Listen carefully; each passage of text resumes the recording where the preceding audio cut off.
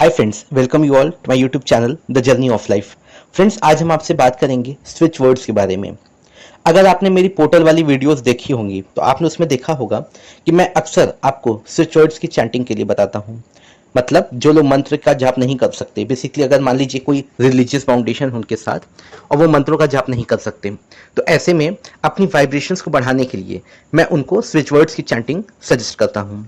क्या है switch words? सबसे पहले मैं आपको बता दूं फ्रेंड्स कि ये जो स्विच वर्ड्स होते हैं ये इंग्लिश के कैपिटल लेटर्स के कुछ ऐसे शब्द होते हैं जो हमारी वाइब्रेशंस को बहुत ज़्यादा बढ़ाते हैं, जो बेसिकली हमारे सबकॉन्शियस माइंड को एक्टिवेट करते हैं, जो बेसिकली हमारा जो फेथ है, हमारी जो आस्था है या जो हमारा जो विश्वास है उसे ईश्वर में मजबूत करने में या दृढ़ करने में हमारी मदद करते हैं।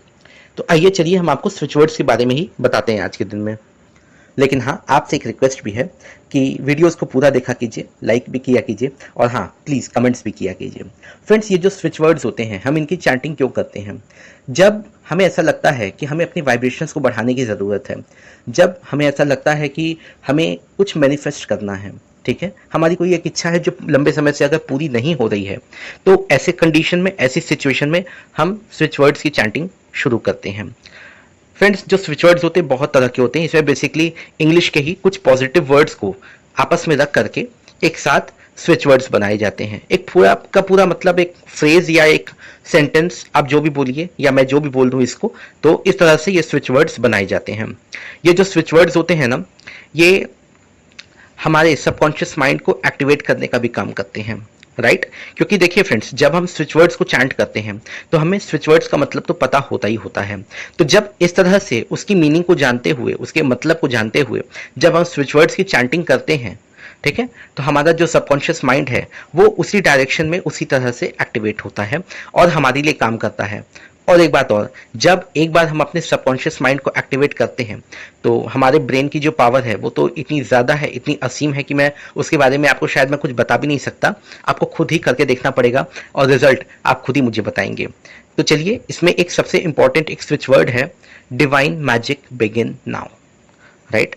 अब देखिए, डिवाइन मैजिक बिगिन नाउ, अब ये 4 वर्ड्स का एक स्विच वर्ड हो गया।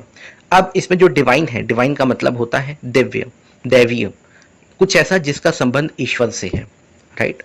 इसके बाद है मैजिक, मैजिक मतलब जादू, जो हम सभी जानते हैं। तो जब हमारे जीवन में ईश्वर का हस्तक्षेप होता है या अगर ईश्वर हमारी लाइफ में इंटरवीन करे या इंटरफेयर करें, तो अवश्य ही हमारी लाइफ में कोई ना कोई चमत्कार तो होने ही वाला है, पक्का। तो डिवाइन मैजिक बिगिन नाउ। अब बिगिन नाउ का मतलब क्या है? बिगिन नाउ का मतलब यह है कि इस प्रकार का जो चमत्कार है, जो दैवीय आशीर्वाद है या जो भी आप उसको कहें, वो हमारे जीवन में अब शुरू होने वाला है। तो लगातार जब हम इसका मतलब जानते हुए स्विच वर्ड्स की चैंटिंग करते हैं तो ये जो स्विच वर्ड्स हैं ये हमारी वाइब्रेशंस को तो बढ़ाते ही बढ़ाते हैं, हमारा एक अटूट विश्वास ईश्वर में बनाते हैं। क्योंकि फ्रेंड्स देखिए, ईश्वर को तो किसी ने नहीं देखा, हमने भी नहीं देखा, आपने भी नहीं देखा, राइट?